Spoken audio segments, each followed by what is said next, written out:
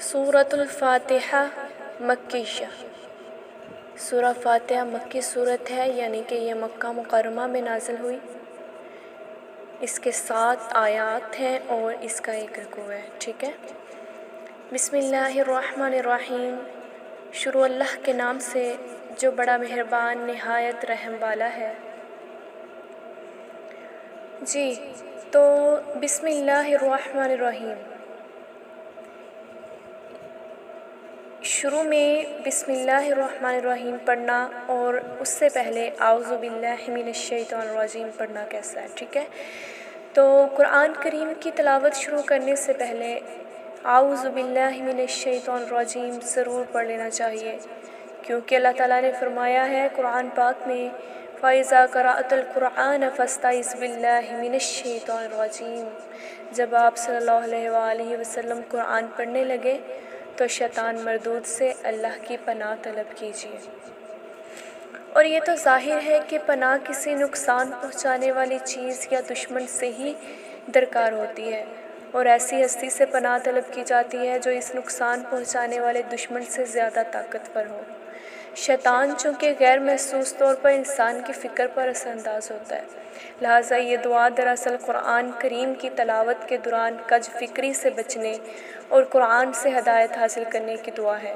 نیز یہ وہ دعا ہے جو اللہ تعالیٰ نے خود اپنے بندوں کو سکھائی اور اسے پڑھنے کا حکم دیا، ٹھیک ہے۔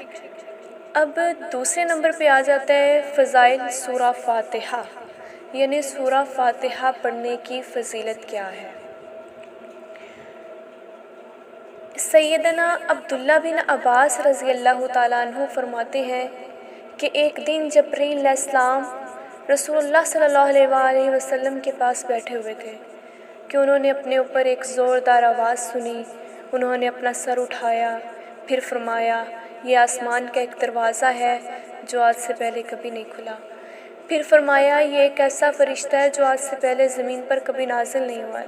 پھر اس فرشتے نے آپ صلی اللہ علیہ وآلہ وسلم کو سلام کیا اور 2 نوروں کی خوشخبری دی اور کہا یہ 2 نور آپ ہی کو دیے جا رہے ہیں، آپ صلی اللہ علیہ وآلہ وسلم سے پہلے کسی نبی کو نہیں دیے گئے، ایک سورہ فاتحہ اور دوسرا سورہ بقرہ کی آخری 2 آیات۔ آپ صلی اللہ علیہ وآلہ وسلم جب کبھی ان دونوں میں سے کوئی کلمہ تلاوت کریں گے تو آپ صلی اللہ علیہ وآلہ وسلم کو طلب کردہ چیز ضرور عطا کی جائے گی، ٹھیک ہے۔ یہ صحیح بخاری اور صحیح مسلم کی حدیث ہے۔ صحیح مسلم کتاب الفضائل قرآن باب فضل الفاتحہ، ٹھیک ہے۔ یعنی کہ یہ 2 نور ہیں جو آج سے پہلے کسی کو نہیں دیے گئے تھے، لیکن یہ ہمارے نبی محمد صلی اللہ علیہ وآلہ وسلم کو عطا کیے گئے اور ان کی امت کو، یعنی کہ یہ دونوں کلموں میں سے کوئی بھی پڑھ کے اللہ تعالیٰ سے کوئی بھی دعا کریں گے تو اللہ تعالیٰ وہ ضرور دیں گے، ٹھیک ہے۔ اب نمبر 2 پہ آ جاتا ہے سورہ فاتحہ کے مختلف نام۔ سورہ فاتحہ کے مختلف نام ہیں تو وہ کون کون سے ہیں؟ سیدنا ابو سعید بن معلیٰ رضی اللہ تعالیٰ عنہ فرماتے ہیں کہ آپ صلی اللہ علیہ وآلہ وسلم نے مجھے فرمایا میں تجھے قرآن کی ایک ایسی صورت بتاؤں گا جو قرآن کی سب صورتوں سے بڑھ کر ہے، اور وہ ہے الحمدللہ رب العالمین۔ وہی سبع من المثانی، اور قرآن کریم ہے، قرآن عظیم ہے جو مجھے دیا گیا ہے، ٹھیک ہے۔ بخاری کی حدیث ہے کتاب التفسیر سورہ انفال یا ایھا الذین آمنوا استجیبوا، نیز تفسیر سورہ فاتحہ ہے، ٹھیک ہے۔ بخاری، صحیح بخاری کی ہے۔ اب نمبر 3 پہ سیدنا ابو ہریرہ رضی اللہ تعالیٰ عنہ فرماتے ہیں آپ صلی اللہ علیہ وآلہ وسلم نے فرمایا سورہ الحمد ہی ام القرآن ہے، ام الکتاب ہے اور دہرائی ہوئی 7 آیات ہیں۔ ترمذی ابواب التفسیر تفسیر سورہ محمد۔ تو اس صورت کا سب سے زیادہ مشہور نام الفاتحہ ہے، جس کے معنی ہے کھولنے والی، یعنی دیپاچہ، مقدمہ یا پیش لفظ۔ اس کے متعلق علماء کی 2 رائے ہیں۔ ایک یہ کہ یہ سورہ ایک دعا ہے جو بندوں کو سکھائی گئی ہے کہ وہ اس انداز سے اللہ تعالیٰ سے ہدایت طلب کیا کریں، اور باقی سارا قرآن اس دعا کا جواب ہے۔ ان حضرات کی توجہ یہ ہے کہ اس سورت کا ایک نام سورہ الدعاء بھی ہے۔ دوسری رائے ہے کہ یہ سورہ سارے مضامین میں قرآن کا اجمالی خلاصہ ہے۔ پھر اس سورہ کا خلاصہ ایاک نعبد و ایاک نستعین۔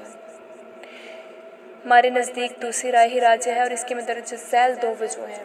وجوہات کیا ہیں؟ نمبر 1، خود رسول اللہ صلی اللہ علیہ وآلہ وسلم نے اس سورہ کو قرآن عظیم، ام الکتاب اور ام القرآن بھی فرمایا ہے، جس کا مفہوم یہی ہے کہ یہ سورت سارے قرآن کا خلاصہ ہے۔ اس سورت کی آیات پر سرسری نگاہ ڈالنے، ٹھیک ہے۔ نمبر 2، اس سورہ کی آیات پر سرسری نگاہ ڈالنے سے ہی از خود یہ معلوم ہو جاتا ہے کہ اس میں پورے قرآن کا اجمالی ذکر ہے اور قرآن کا خلاصہ کیا گیا ہے۔ تفصیل اس اجمال کی یہ ہے کہ علماء تفسیر نے قرآن کے مضامین کو 5 اقسام میں تقسیم کیا ہے، جو کہ یہ ہیں۔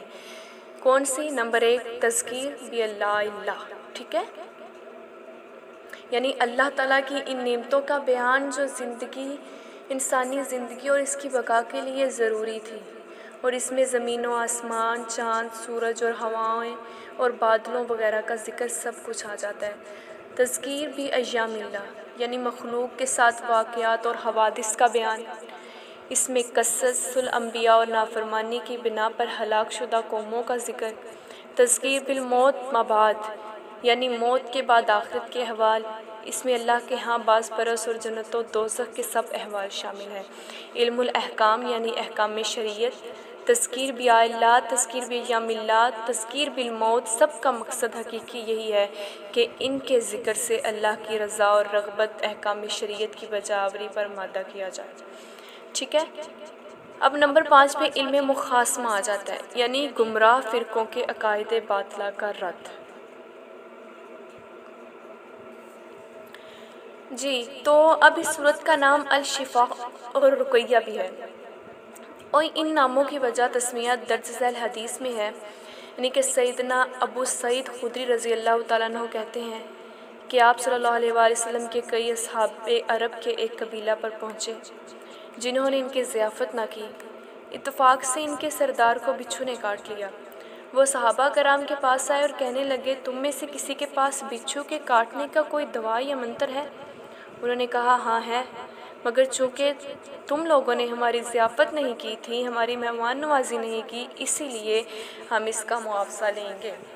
انہوں نے چند بکریاں، ایک دوسری روایت کے مطابق 30 بکریاں دینا قبول کی۔ ایک صحابی خود ابو سعید نے سورہ فاتحہ پڑھنا شروع کی، وہ سورہ فاتحہ پڑھ کر پھونک مار دیا کرتے۔ چند دنوں میں وہ سردار اچھا ہو گیا۔ حسب وعدہ قبیلہ کے لوگ بکریاں لے کے آئے تو صحابہ کو تردد ہوا، شک میں پڑ گئے کہ آیا یہ معاوضہ لینا بھی چاہیے یا نہیں، اور کہنے لگے جب تک ہم نبی اکرم صلی اللہ علیہ وآلہ وسلم سے پوچھ نہ لیں یہ بکریاں نہ لینا چاہیے۔ انہوں نے آپ صلی اللہ علیہ وآلہ وسلم سے پوچھا تو آپ نے فرمایا، تمہیں یہ کیسے معلوم ہوا کہ سورہ فاتحہ منتر بھی ہے؟ وہ بکریاں لے لو اور ان میں سے میرا بھی حصہ نکالو۔ اور ابن عباس رضی اللہ تعالیٰ عنہ کی روایت میں ہے کہ جب صحابہ مدینہ پہنچے تو کسی نے کہا، یا رسول اللہ صلی اللہ علیہ وآلہ وسلم، اس شخص ابو سعید خدری رضی اللہ تعالیٰ عنہ نے کتاب اللہ پر اجرت لی ہے۔ آپ صلی اللہ علیہ وآلہ وسلم نے فرمایا، ان احق ما اخذتم علیہ اجر کتاب اللہ، تمہاری اجرت لینے کی، تمہارے پیسے لینے کی سب سے زیادہ مستحق کتاب تو اللہ تعالیٰ کی کتاب ہے، کتاب اللہ ہے، ٹھیک ہے۔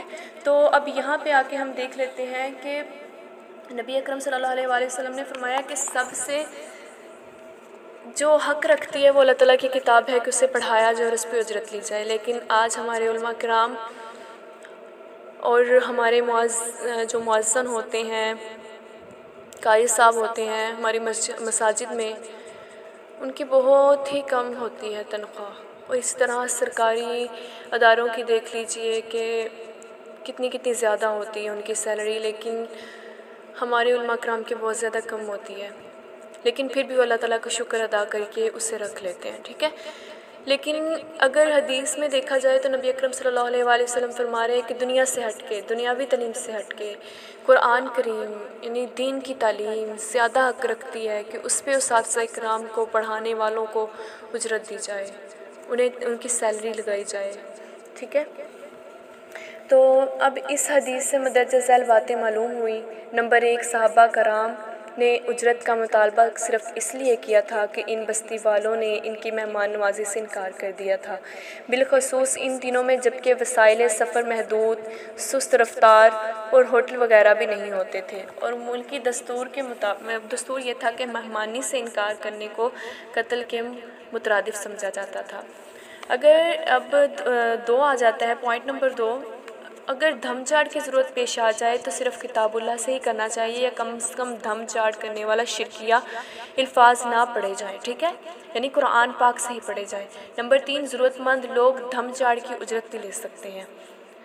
اب رہا دم جاڑ کو ایک مستقل پیشہ بنا لینا، یا خانے بنا کر یا محمل الفاظ سے تعویذ لکھنا، انہیں پانی میں گھول کر پلانا، گلے میں لٹکانا یا کسی دوسری جگہ باندھنا، ایسے سب کام شرعاً ناجائز ہیں، اور اس کی تفسیر سورہ قیامت میں ہم پڑھیں گے، ٹھیک ہے۔ نیز اس سورہ کا نام سورہ الصلاۃ اور سورہ دعا بھی ہے، اور تعلیم المسئلہ، مانگنے کے آداب بھی ہیں، ٹھیک ہے۔ اب سورہ فاتحہ کے کتنے ہی نام ہیں یہ آپ نوٹ کر لیجئے گا۔ اب ایک اور پوائنٹ آ جاتا ہے کہ قرأت فاتحہ خلف الامام، یعنی امام کے پیچھے فاتحہ پڑھنا کیسا ہے۔ چنانچہ ابو ہریرہ رضی اللہ تعالیٰ عنہ فرماتے ہیں کہ آپ صلی اللہ علیہ وآلہ وسلم نے فرمایا، جس نے نماز پڑھی اور اس میں ام القرآن نہ پڑھی، اس کی نماز ناقص ہے، ناقص ہے، ناقص ہے اور نا تمام ہے۔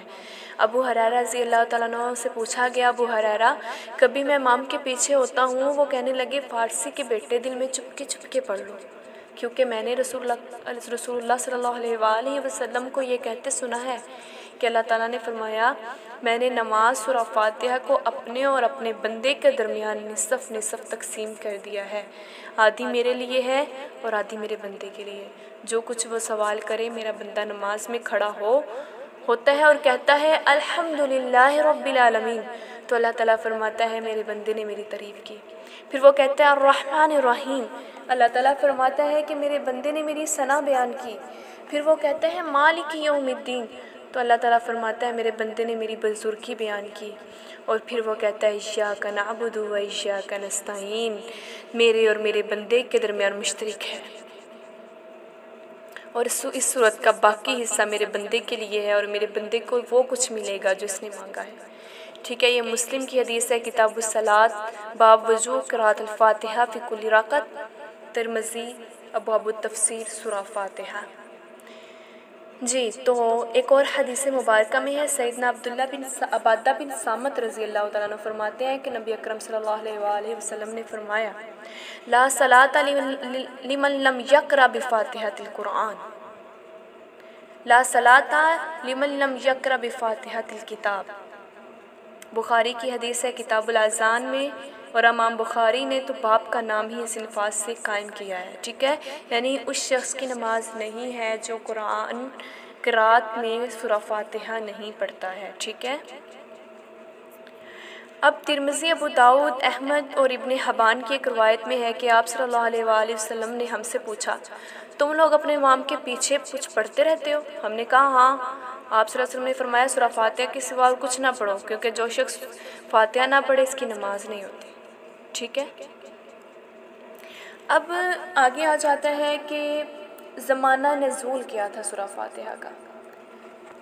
اب اس سورت کا ترتیب نزول کے لحاظ سے 5واں نمبر ہے، گویا یہ اسلام کے بالکل ابتدائی دور میں نازل ہوئی تھی، اور یہی پہلی سورت ہے جو پوری کی پوری یکبار کی طور پر نازل ہوئی تھی۔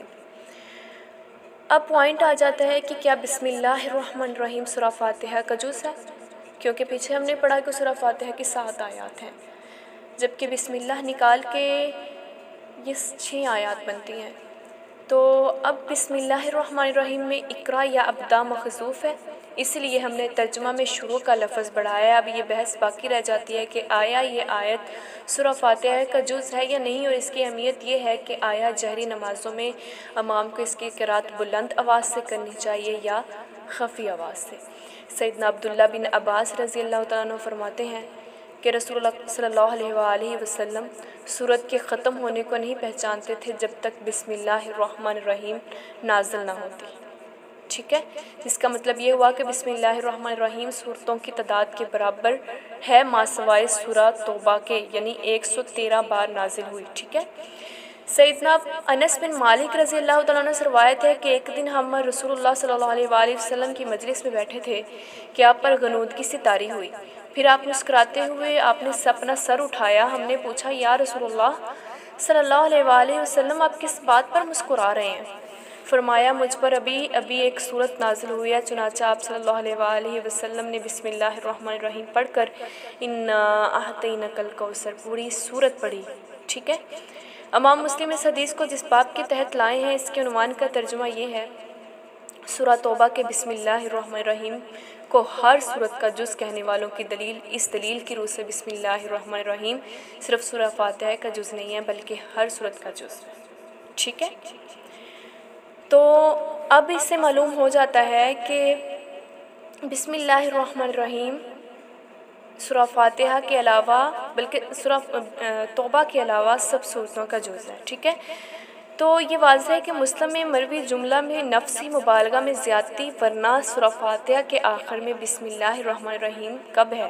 اور جو لوگ بسم اللہ بالجہر پڑھنے کے قائل ہیں وہ اس سے یہ مراد لیتے ہیں کہ آپ صلی اللہ علیہ وسلم سورہ فاتحہ کے بعد جو سورہ پڑھتے تھے اس کی ابتدا میں بھی سورہ بسم اللہ بلند آواز سے نہیں پڑھتے تھے۔ اب اس کے برعکس نسائی کی درج الحدیث ملاحظہ فرمائیے۔ نئی مجمر کہتے ہیں کہ میں نے ابو ہریرہ رضی اللہ تعالیٰ عنہ کے پیچھے نماز پڑھی تو انہوں نے بسم اللہ الرحمن الرحیم پڑھی، پھر ام القرآن پڑھی، تان کا وہ ولضالین تک پہنچے تو آمین کہا، پھر جب بھی سجدے کرتے یا بیٹھنے کے بعد کھڑے ہوتے تو اللہ اکبر کہتے، پھر جب سلام پھیرتے تو کہتے اس ذات کی قسم جس کے ہاتھ میں میری جان ہے، تم سب سے زیادہ میری نماز رسول اللہ صلی اللہ علیہ وسلم کی نماز کے مشابہ ہے۔ ٹھیک ہے، اب اسی سے معلوم ہو جاتا ہے کہ بسم اللہ الرحمن الرحیم سورہ فاتحہ کا جز ہے۔ ٹھیک ہے، اور سورہ فاتحہ کو پڑھنا اور اس میں بسم اللہ الرحمن الرحیم جہری یا سری آواز میں پڑھنا۔ ٹھیک ہے، تو اب رحمان اور رحیم مبالغہ کے سیغے اور اللہ تعالیٰ کے صفاتی نام اور راہ میم سے مشتق ہیں، لیکن لفظ رحمان میں رحیم کی نسبت اتنا زیادہ مبالغہ ہے کہ رحمان کا لفظ دوسرے نمبر پر اللہ کے ذاتی نام کی حیثیت رکھتا ہے، جس کی صراحت قرآن کی بے شمار آیت میں مذکور ہے۔ مثلاً الرحمن علم القرآن، الرحمن علی العرش استویٰ، قل ادعوا اللہ او ادعوا الرحمن۔ ٹھیک ہے، اس لحاظ سے اللہ کی مخلوق میں اللہ تعالیٰ کی سب صفات پائی جا سکتی ہیں سوائے رحمان کے۔ ایک انسان رحیم، رؤوف، کریم وغیرہ سب کچھ ہو سکتا ہے مگر رحمان اللہ کے سوا کوئی نہیں ہو سکتا ہے۔ یہی وجہ ہے کہ حدیث صحیح میں مذکور ہے کہ اللہ کو سب سے زیادہ دو نام پسند ہے، ایک عبداللہ اور دوسرا عبد الرحمن۔ ٹھیک ہے، تو اکثر علماء نے الرحمن اور رحیم کے فرق کو رحمت کی کیفیت اور کمیت کی کمی بیشی کی مختلف صورتوں سے واضح کرنے کی کوشش فرمائی ہے، اور ایک عام قول میں یہ ہے کہ رحمان فی الدنیا رحیم فی الآخرہ، یعنی اللہ تعالیٰ دنیا میں رحمان ہے جو مسلمان، کافر، مشرک سب پر ایک جیسی رحمتیں نازل فرماتا ہے، اور رحیم آخرت میں ہے جو صرف ایمانداروں پر رحمتیں نازل فرمائے گا۔ اس کی ایک توجہ یہ بھی ہو سکتی ہے کہ صفت رحمانیت کا تقاضا ایسی نعمتیں اور رحمتیں ہیں جو حیات کے وجود اور بقا کے لیے ضروری ہیں، اور اس میں صرف انسان ہی نہیں جملہ جاندار مخلوقات شامل ہیں، جیسے سورج، چاند، نور و ظلمت، ہوا، پانی اور زمین کی تخلیق جو زندگی کی جملہ ضروریات کی کفیل ہے، نیز ماں کی ممتا اور فطری محبت کے تقاضے بھی اس میں شامل ہیں، اور رحیم سے مراد وہ رحمت ہے کہ کسی مصیبت یا ضرورت کے وقت پہنچ کر سہارا دیتی ہے۔ واللہ اعلم بالصواب۔ ٹھیک ہے، اب ہم سورہ فاتحہ الحمدللہ رب العالمین اگلے سبق میں پڑھیں گے، کیونکہ بہت زیادہ لمبا لیسن ہو گیا ہے اور آپ نے اسے سمجھنا بھی ہے اور یاد بھی کرنا ہے۔ ٹھیک ہے، تو انشاءاللہ تعالیٰ اگلے سبق میں ہم سورہ فاتحہ کی مکمل تفسیر پڑھیں گے۔ جزاک اللہ خیراً کثیرا۔